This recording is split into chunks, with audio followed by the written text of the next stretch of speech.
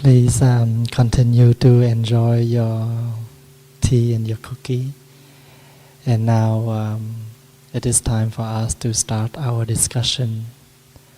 So if you have any question, please, you can start to ask, or any sharing, please do so. Today is the April 26, 2008. Or April 25.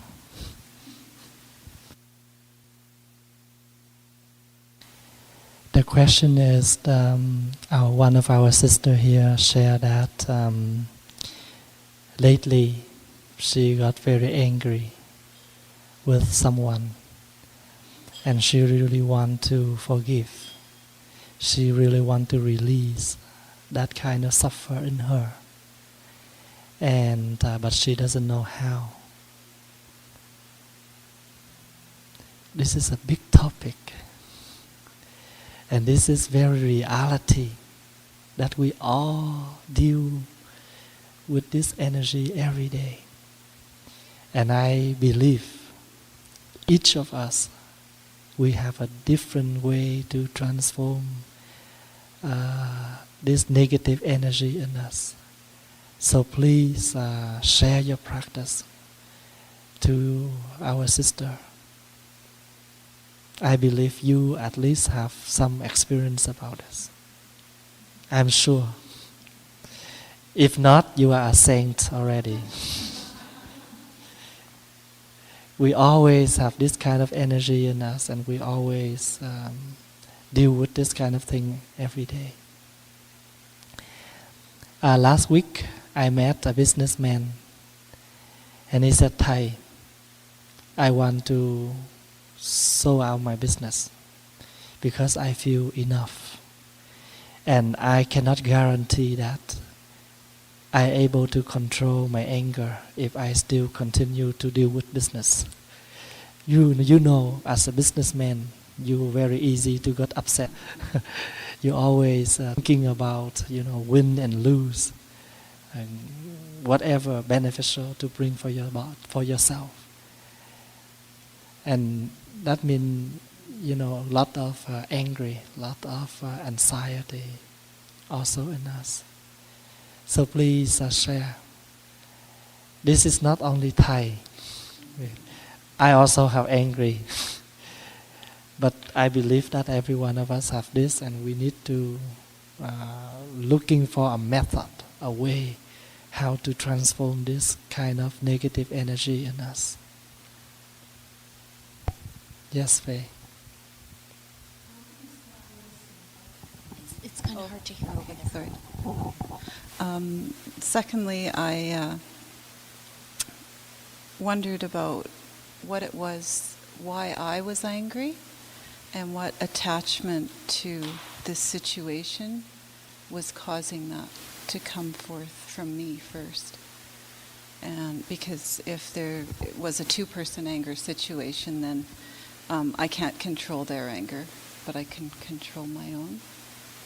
And the third thing, and most important for me, was learning to practice meditation and practicing it every day. And that really helps.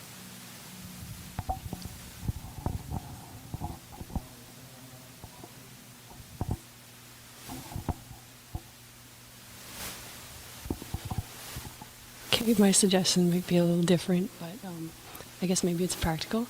Make some art or write something.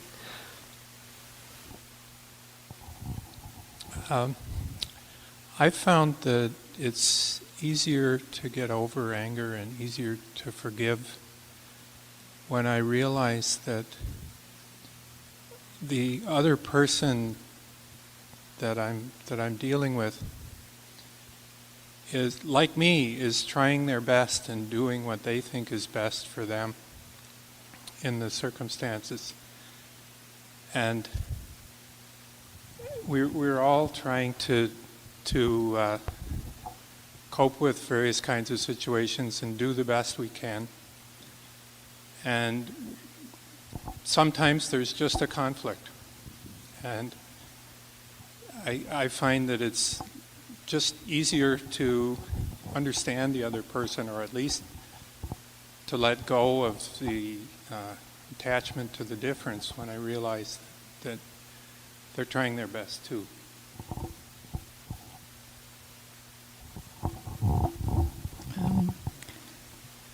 I say an affirmation about 1,000 times a day, and it's let me hold forgiveness in my heart, and it works. I don't know why, but it calms me down, and it helps me forget it. I don't exactly know what's going on, but it helps me forget about the issue.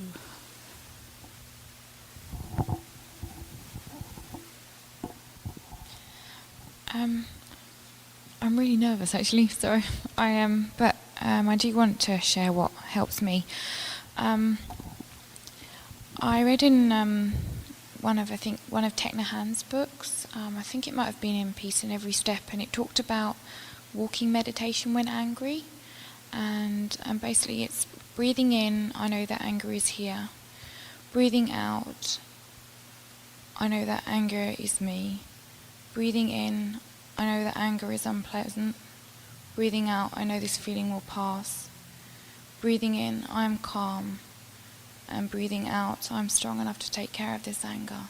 I find that can really help me. And writing, I always find really helps me as well. I write down who I'm angry about. I write down why I'm angry about them, about this particular person. And then I look at what part of me it's affecting, whether it's my self-esteem or my relationships or my social ambitions or any of what's going on. And then I look at what's the exact sort of nature of my wrongs in that. Have I been selfish? Have I been dishonest? Am I being prideful or egotistical or any of those things? And I share it with somebody else because it takes the power out of it. And I pray to transform that anger into gratitude, and I may write about what I'm grateful for that person for.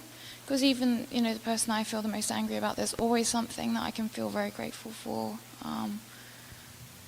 with them. And just in what Thay said, about the double-edged sword, I've heard someone say, anger is like drinking poison but expecting somebody else to die.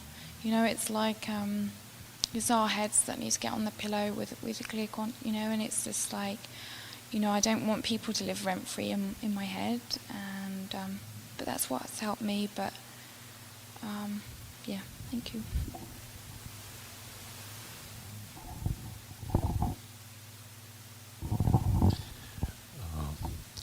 I'm trying to I actually get angry I think quite often.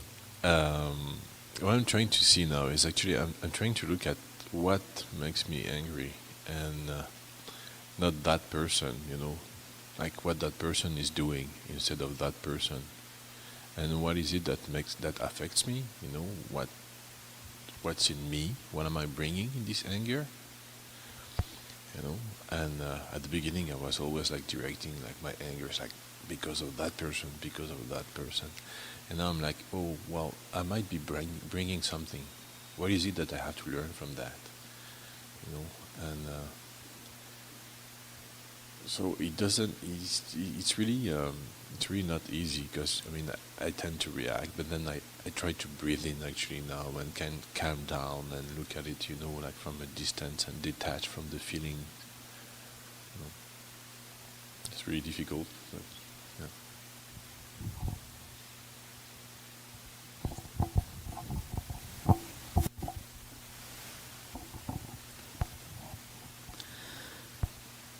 The way I look at anger and the way I deal with anger is I see it as something that I'm scared of, something that's making me fearful, and I'm fearing some sort of loss of some part of myself, and that loss means that I'm still hanging on to something that is making me afraid and is making me angry. So if I can break come down to detaching myself to that fear of that loss, I find that it generally helps me deal with it. And usually what helps is focusing on the practice, focusing on the breath, and concentrating and understanding the nature of that loss and that attachment.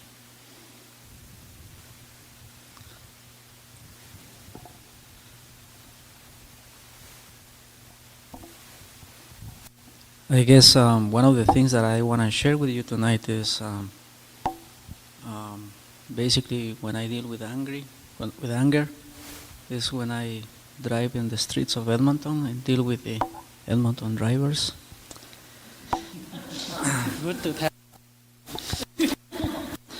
I have learned basically that I was reading once that when you're angry at someone or at something happened to you, you are basically angry at the entire universe, because it took the entire universe to bring you to that moment. And so why fight the universe? Just accept things as they are and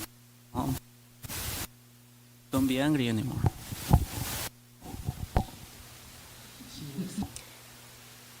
When you think about forgiveness, sometimes you think,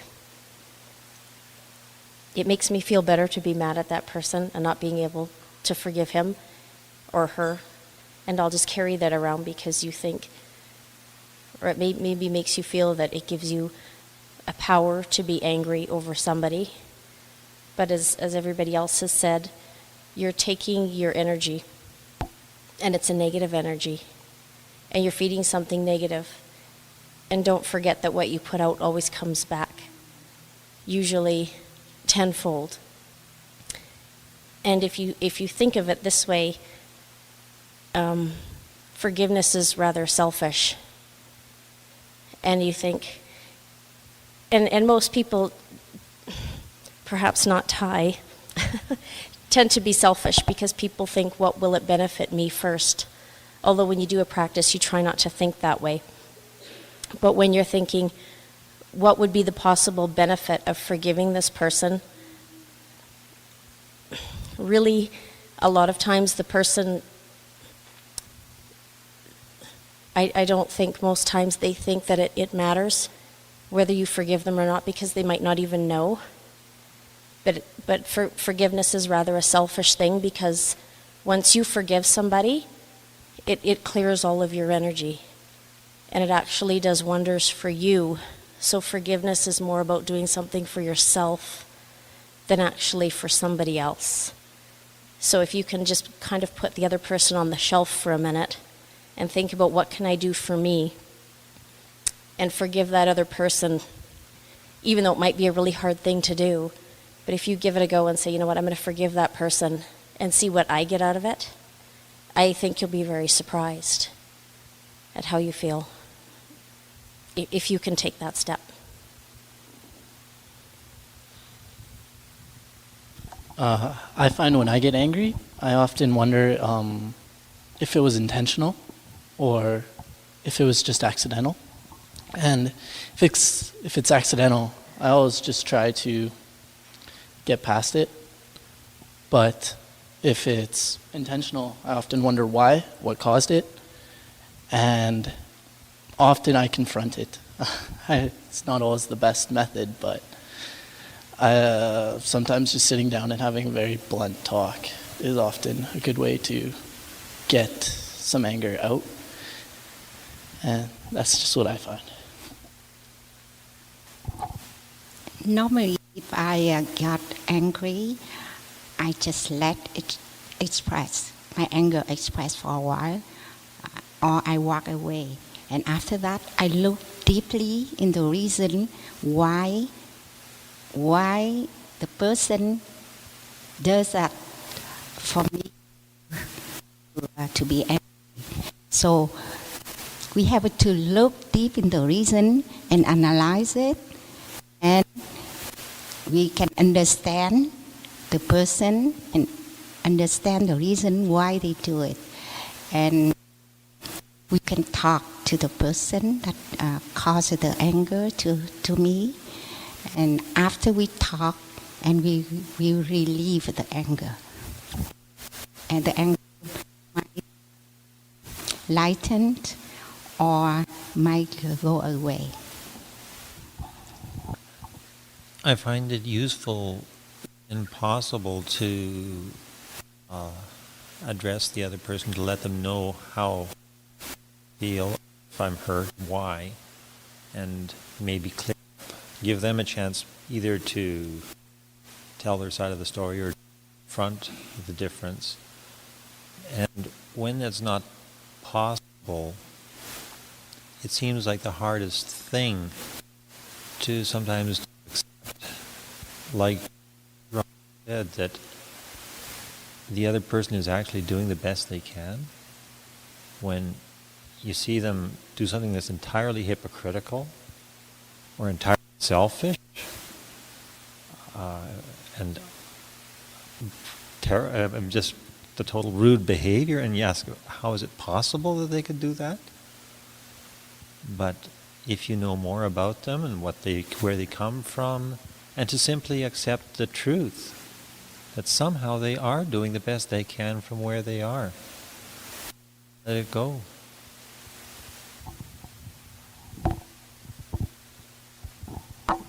Could I just ask you, did you say at the end that you wanted to open your heart but you couldn't? That's the bit I'm vibrating with. Because for me, I have various stages of anger. I only ever feel really angry and hurt when it's somebody I'm really close to. And I'm just talking from my perspective, so I'm not saying it's your truth. And sometimes when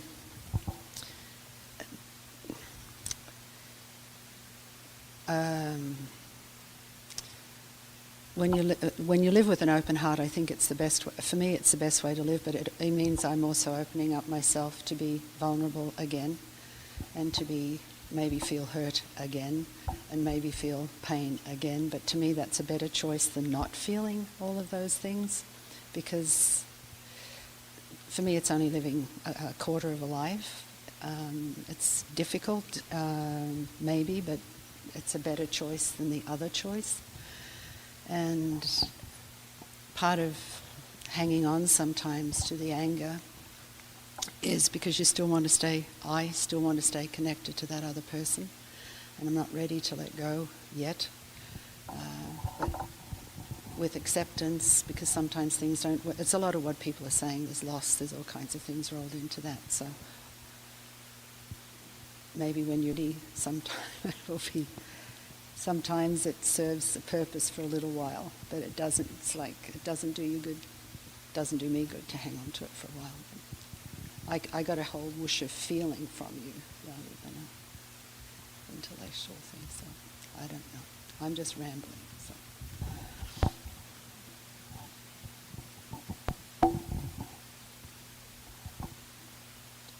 When we reflect to a human's life, and we will realize that angry is one of the seed, very strong seed in all of our mind. And because unfortunately we did not practice to water the good seed in us oftenly, and we just let that kind of seed get in touch with the conditions that help for that negative seed grow up and bloom as a flower easily. And that is the reason why we come to the practice. We come to the practice because the practice able to calm that kind of seed down. We are unable to say that I will practice in order to get rid of the angry in me. We are unable to get rid of it. But the practicing will help us to recognize when we're angry and to calm that energy down. That's all we really need. And if you achieve to that kind of practice, it's not that easy. We achieve to the energy of recognizing when we're angry and calm that anger down. In Buddhism, we talk about heaven and hell. So when we mention heaven, do not think heaven is somewhere that you can go there after you die. But heaven is when you're able to calm your anger down. Hell means when you're unable to get rid of your anger, and you let that anger become the main object, that you focus to that every day, and you unable to open the gate of hell and liberate yourself. And you present yourself in that kind of hell all day long. And the Buddha mentioned one of the hell is non-stop suffering. The Buddha named that kind of hell is non-stop suffering. We're suffering all the time. And if we're able to cut that, we automatically return to heaven. And in Kristigaba Sutra, the Buddha mentioned that is the country without a foam. The heaven is formless, but it's reality. When you want to release someone, to forgive someone, actually when we say, I forgive you, but actually we forgive us. Because when we're able to forgive that person, you release that person, that enemy object, out of your heart, out of your mind, automatically you also release. You light, you feel free right away. When I was a novice, and I am very attached with all my learning. And if someone who practiced together with me, and if they do something wrong, I really upset, and I always like a boss, because I attached to what I learned. And every day when I sleep, I dreamed. I saw that I've got a fight with them. I argument with them. But one day when I grow up, and one day that person come to me and apologize for what they have done wrong in the past. And I think back, I am a bhikkhu now. That means I am a full monk. I'm unable to nourish this kind of energy in me all the time. If I still nourish this kind of energy in me, how can I become a real teacher? And soon I say that person out of my heart. And to tell you the truth, since that minute, since that day, I never see dream anymore. So when you relieve that person, when you forgive that person, when you say, oh, I forgive, actually you forgive yourself. Because you allow you to live in a free, in a liberation environment. In Dhammapada, the Buddha said, how happy that I live in the environment without anger. In this society, we have a lot of energy of anger surround us. And if we are unable to practice how to look, how to focus to the positive things, we always focus to the negative things, then we can get easily angry in everything that surrounds us. For instance, right in this, what we call meditation. And if you attach to what you have learned, you can get angry with a lot of things that happen in the meditation session. For example, Thay said, you have to hold your tray of cookie with 2 hands. And then you pass them on to the right, and then you have to join your hand and do all the instructions like that. And if you see someone, one hand they hold their tray, one hand they pick up the cookie, you can get angry right away. He did not listen to the instruction carefully. If you want to get angry, you can see things make you angry, every single thing. I used to teach the novice, I said, when you see someone else falls, instead of blaming them, you should blaming yourself. Why? They have a lot of good things you don't see, but you only see the wrong things. You should blame yourself. You don't have enough merits. You don't have enough opportunity to see the good side of the others. We need to say that in order to help us to move on in the practice and to calm that kind of attachment, that kind of blaming, that kind of complaining in us. We have all kinds of seeds in us. Jealousy, hate, desire, all kinds of negatives, but also all positives. It depends on every day how we water them. For instance, in our garden, we have some flower that we plant. We also have grasses. We also have some wild flower that we never want. But somehow they also grow up strongly right in our garden. We don't want to water them, but we always focus to water the flower. But the flower grow very weak. But that kind of wild flower grow very strong in our garden. One of the gatha that we should learn. Anger makes me angry, makes me look ugly. When I realize that, I return to my consciousness breathing and focus on compassionate. When you want to understand someone, put yourself in that situation. And then you understand why that person did that. Yesterday, late at night, I received an email from a lady. She contacted me, Thay, I need your help, very urgent. My family situation almost exploded. So I just sit there and wait for her call. And she called me around 11 p.m. And she explained the situation that her husband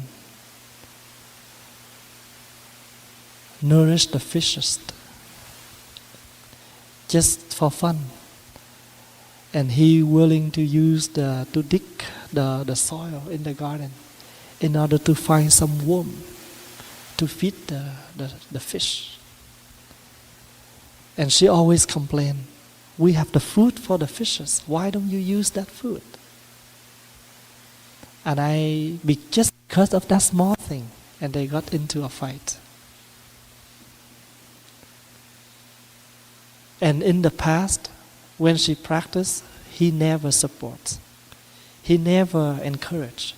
But lately, he recognized her transformation.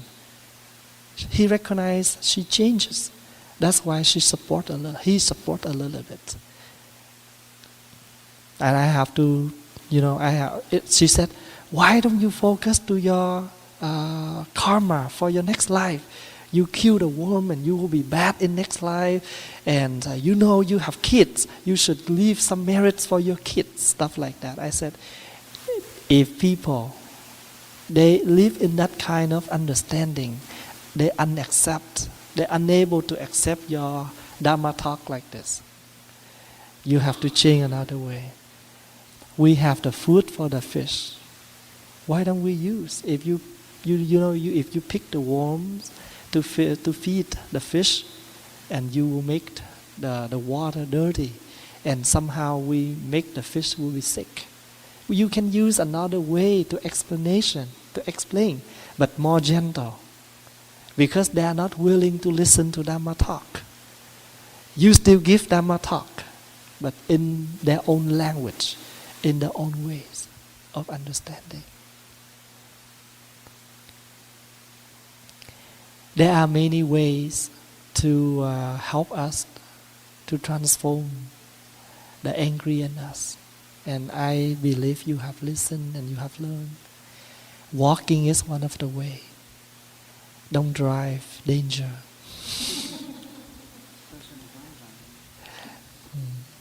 When you get angry, instead of grab your key and get into the car and to drive, it's very dangerous. You have no destination to go other than, hospital or cemetery. We should take a walk. Walk in the park. Get in touch with the sky, the nature, the tree, the flowers. Make the fresh air cool you down. And don't hang around with the anger, that environment make you easily to upset, to increase your anger. Sometimes when we're angry with someone, especially our loved one, and at that moment we don't want to look at that person. We don't want to talk to him, we don't want to talk to her.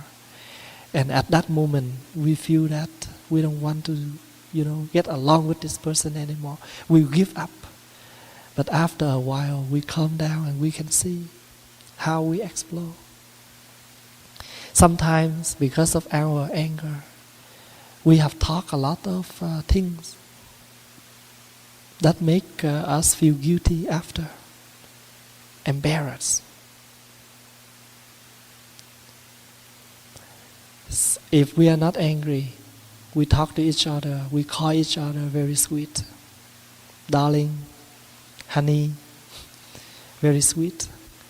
But if we get upset, we're willing to give each of us a spoon of salt. And one of the way that the Buddha teach us that to practice on loving kindness. And meditation, as I mentioned a lot of times, every day, if you practice meditation, it will help you to calm you down. And if something happened to you suddenly, and even that is very odd, very negative, you still slowly deal and facing and transform it. Meditation is a very powerful practice to heal all kind of sickness, not only one thing only. For example, we have the habit of fast react. When someone says something, a few words we realize doesn't fit with what we expect, we react right away. We give them a judging right away. And meditation will help us to slow down, to help us to able to listening, help us to have a capacity of listening deeply. And we are able to talk, to use the language in such a way to explain and to talk. Anger doesn't help anything. It only increased. It's only burned the environment and also burning the happiness in us. Remember this. A tree can made into thousands of matches, but just one match able to burn the whole forest. Do you see that example? If we cut down a tree and we divide them into small pieces and turn them into a match, and we can make thousands of matches just by one tree, but just one match able to burn the whole forest. We put a lot of effort to build up a family. I use the word family, I don't use the word a house, because a house is only a facility. But a family is made by love, made by understanding. So we put a lot of effort, we put a lot of energy to build a family. But sometimes one flame of anger able to burn our whole family down. So there are some way that the philosopher used to Actually, the psychologist will use to ask us to punch to a pillow in order to relieve your suffer. But in Buddhism, we do not really agree with that kind of technique because it's only temporary release. But on the other side, they increase the violence in you. So you punch to the pillow in order to relieve your anger, but it increases your violence. So for some people, they think, when I get mad with my loved one, I will go to a club, I get some drink. So I hope that after I drunk, I can forget everything. But that is only the way to put a lid on your garbage bin. But the garbage is still there. You never empty the garbage. You have to learn how to empty your garbage. Or if you are wiser, you can transform the garbage into the compost. If you look at anger able to become a lecture, a Dharma talk for you to learn and to practice. In Buddhism practice, we don't try to run away of all the negatives, but we meditate in order to gain the energy in us, in order to willing to face, to deal, to help, to transform. If someone is bad, we don't try to push them out, but we embrace, accept, embrace, and help. We don't try to push away of anything, but we need to accept, because the more you accept, the more you're happy. The more you expect, the more you suffer.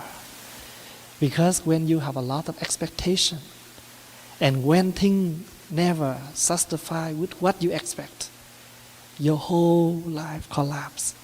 Your whole dream collapses. And remember, dream is never real. Only the present moment. You want or not, this kind of thing already happened. You cannot change the situation. You cannot do anything. The only way is willing to face them. If you ask for the mortgage, you cannot run away from your loan. You must pay. And when you have, and then how can you pay if you do not go to work? You need to go to work. Same thing. You have enough energy, capacity to pay or to deal with your anger. Put yourself in the situation of that person in order to understand. If you're unable to talk directly, you can write a letter to express how you feel about the situation, how you feel about that person. Why you need to write? Because when you write, you have a chance, the opportunity to read back what you wrote. And you will correct your words when you use. Because when you speak, you're unable to the language. And then you may say a lot of things that hurt that person, that hurt you too. So when you write down, you're able to read over and correct each of your words. And that is the reason why before I invite the bell, I wake the bell up. Waking the bell means everybody get ready. I will invite the bell. And I also talk to the bell. Bell, are you ready?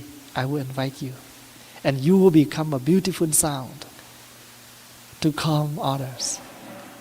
Before I talk, before we talk, we stop for a few seconds to think deeply about the language we use.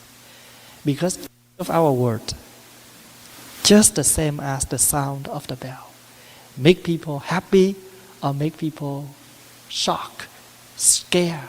It depends on how we invite the bell. Make people angry or happy, it depends on how we use the words. That is Buddhism. You don't have to become a licensed Buddhist. But if you're able to calm down and see all of that things in your life, you already follow the Buddha's footprint.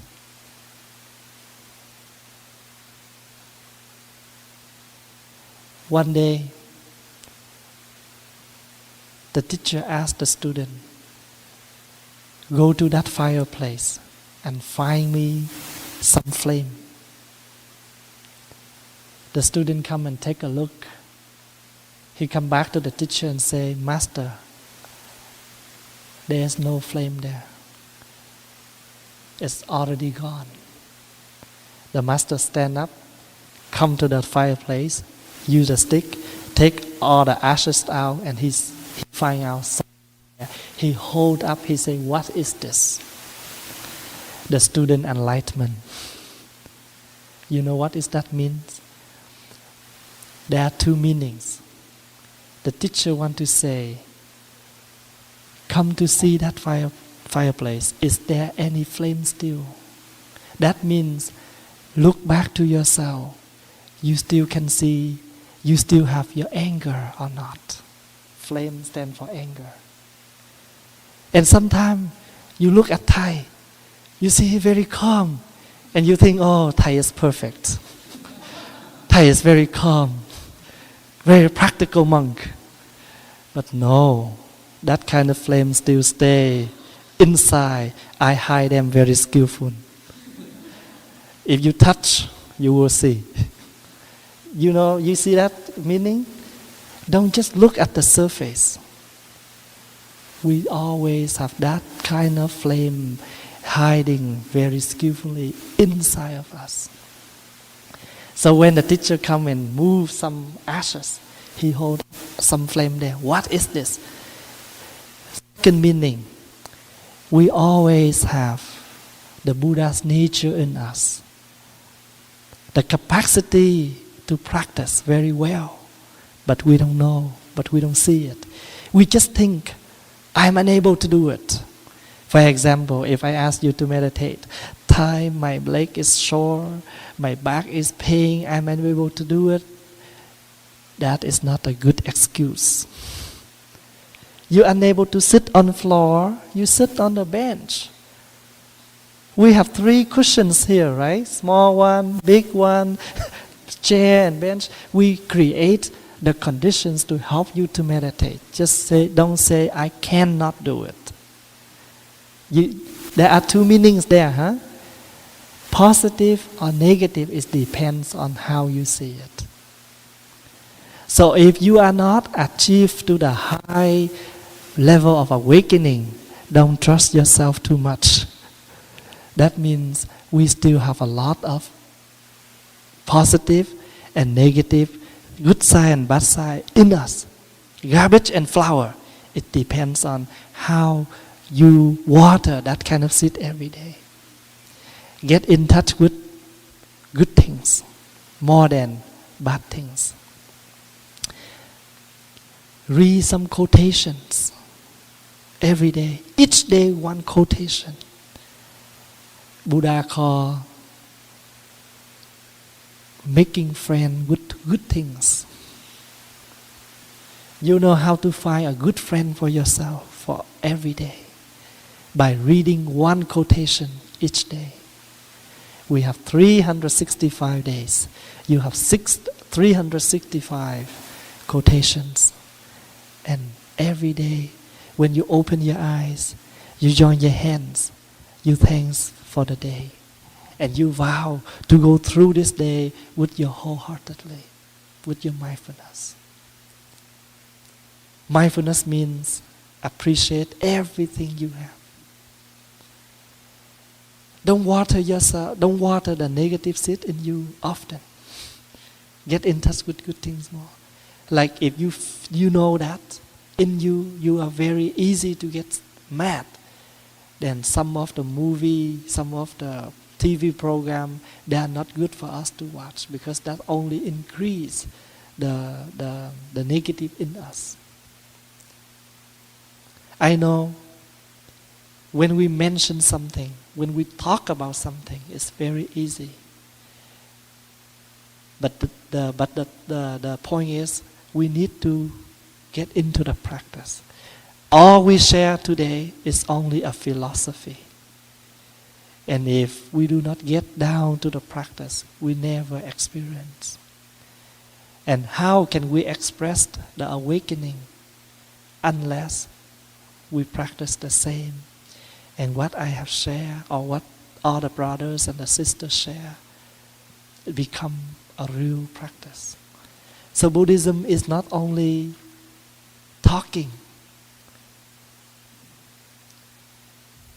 One day I talked to the novices. I said sometimes we are practicing sitting meditation, but we only do one thing, just sitting, but we never meditate. Even though you call sitting meditation, but you just do one thing only, just sit, but you don't meditate. Right? Sometimes you sit here for tea meditation, but you just sit there and drinking, but you don't drinking tea because you don't taste the real taste of the tea. Your mind is vacation.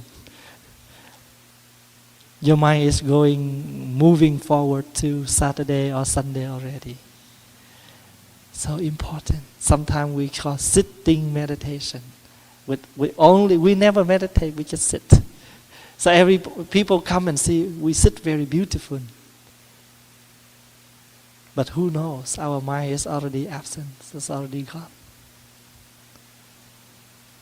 Can you see what I mean? So one of the gatha you can learn. Angry makes me look ugly. I come back. I return to my consciousness. And meditate on compassionate, loving kindness. As a monk, as a person who works for the community, and if you don't have compassionate, you're unable to do it. Because you have to deal with people a lot. Different kind of people. And sometimes you don't got pay, but you always got complaining. And if you don't have the practice in you, you are very easy to give up. When you come to an idea that I want to volunteering, and that is a beautiful picture in you. I will help senior, I will help patients, but when you get into the real situation, they're not like that anymore. One day I give an example. When you look at the stage, and you will see beautiful decoration, right? With lot of painting, lot of things. But when you go behind the scenes, you don't see that picture anymore, but you see everything, brushes, paint, and everything all over. And you will see big difference. In the front is very beautiful, but behind the scene is very messy. But remember, those messy instruments have made the beautiful picture in the front. Do you see a picture that I just say? All negative things behind the scenes have made you become a good person. All the negative things that come to your life have transformed you into a practical person. Sometimes we got into big problems because of our anger. But we grow up from that. We have learned a lot from that. It's very painful. We have paid a very big price for that. But life is like that. Always have a price for anything you want to buy. But some price is worth to pay. Some price not worth to pay. But what can we make? How can we make a good decision? But if we don't give a try. So you already touch what is called negative. Now you can return to your consciousness. Come back and take refuge on your loving kindness. Understand that person. Sometimes that person's background is not as beautiful as you understanding. They have a lot of difficulties in their life too. That's why they become a person like that. I have dealt with some teenagers. I love them dearly. I come to them with all my heart. And when I talk to them, they never return me with anything good. Sometimes they treat me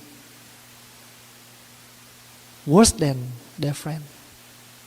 They can talk to their friend with a beautiful voice, with a beautiful words. But when they talk to me, they are not that beautiful. And if I don't meditate on them, because they have a very, negative background. And I already accept them when they're in a very bad situation. Why don't I open my heart wider in order to accept them more? Sometimes, to tell you the truth, I just want to give up. I just want to stand up and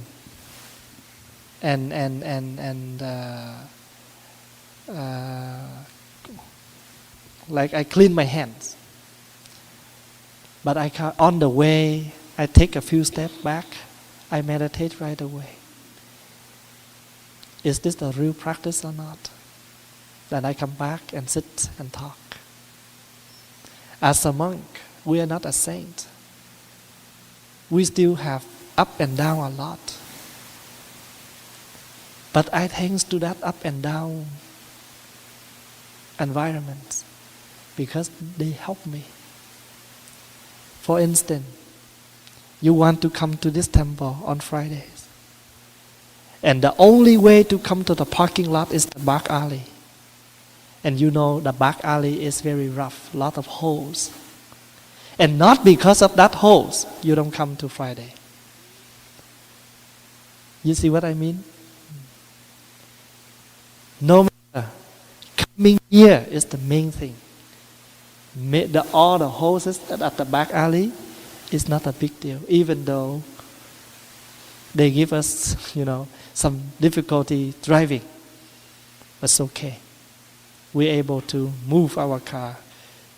The whole compared to a car with 4 wheels is nothing. We're able to flexible. Practicing Buddhism is to be flexible.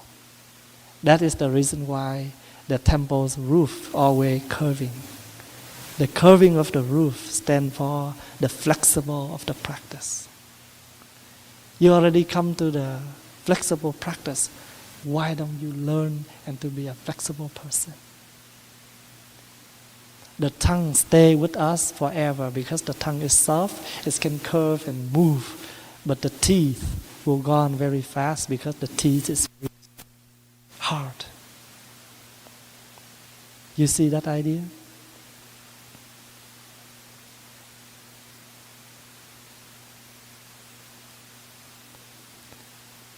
A person complained his teacher, since I come here for 3 years already, you never teach me anything of the practice. And the teacher says, since you came here, I teach you everything, but you never learn. I say, how? I didn't see you teach me anything. Well, when you're angry, I told you come to eat. When you're thirsty, I ask you to drink. When you say you're tired, I let you go to sleep. What else you want? Practicing Buddhism is like that. Nothing is a big deal. But if we don't see that, everything can be a big deal. That person hold the tray of the cookie one hand and take the cookie by one hand. If you see it's a big deal, yes, it's really a big deal. He never followed Thay's instruction. But if you see things not a big deal, yes, it's not a big deal as long as he can take a cookie. So one Vietnamese Zen master said that in this universe, if you want to count one grain of dust still must be counted. If you don't want to count, even big like a house, the whole university, the whole universe, nothing. If you say there is something, yes, everything is something. If you say everything is empty, yes, everything is empty. Even this big temple is also empty. It depends on how we look at things.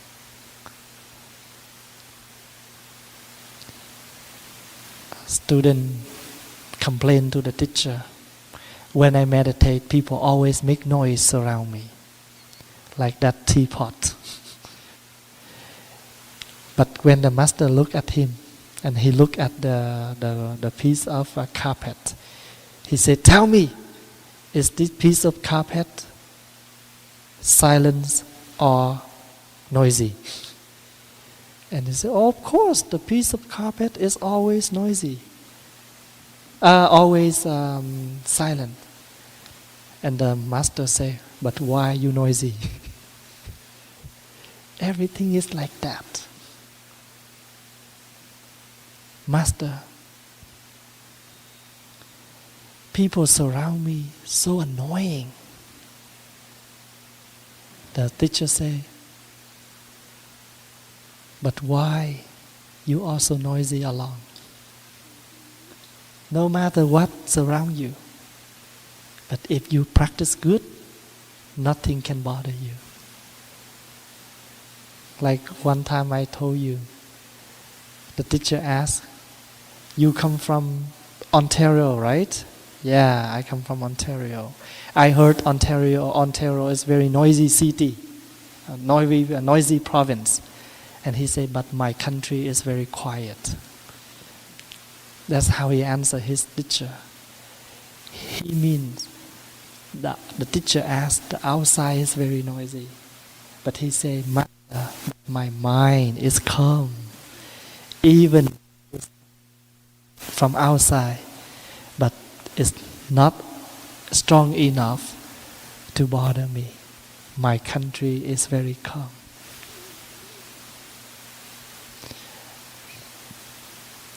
If we don't understand the situation become the object for us to be upset. But we understand, they become a lecture for us to learn. So I hope that today we have learned from each other a lot. And we thanks for your question, because your question is very reality in our daily practice. And just one night like this is not enough to discuss, because this is things that happen every day in life, and they make us upset in different way, and we unable to sit and discuss them, in all corners of it.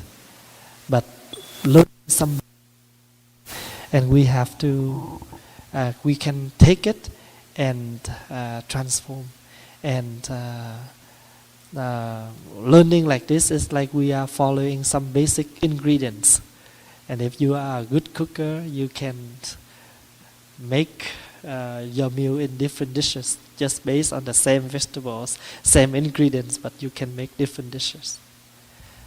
I also thank you for your presence tonight. I hope that you enjoy the night and enjoy your weekend. And next Friday, instead of sitting meditation and reciting the mindfulness trainings, we will move to the next Friday, the Friday after. So next Friday, we still have sitting and meditation, and no trainings, precept recitation, just sitting meditation. So I hope that you can make your time come with the Sangha to practice together. And every day at home, you spend about 10 to 15 minutes to sit, to quiet your mind. And Believe me, when you practice this every day, you can see the powerful of the coming in your mind. And even things come, you will have the way to deal, the way to face, and you can transform things easily. Like I give you a cup of tea, you just drink that, as easy as you drink a cup of tea. I just want to announce that our brother Belka, he been here with us for a while in the city for his work, for his job, and he have came here to practice with us. But I believe that next week he will move to another place to continue with his job, because he work as a contract. So Belka, you want to say a few words before you leave today? I guess I want to thank everybody here, thank all the Sangha, and it's been very good for me to be here.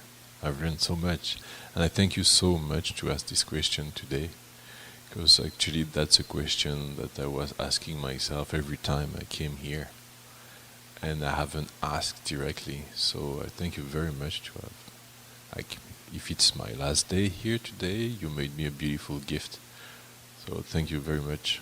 Thanks everybody. Thank you. Can we sing a song, Dear Friends, together?